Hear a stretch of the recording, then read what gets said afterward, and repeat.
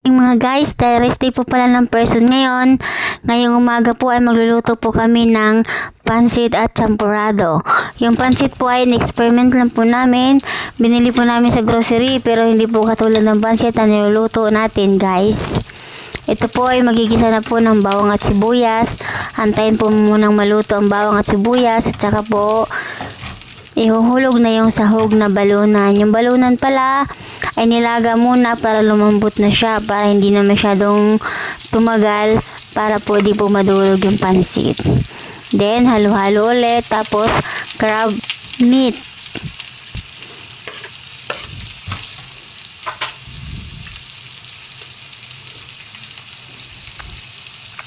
Then saka lagyan naman ng pamintang durog.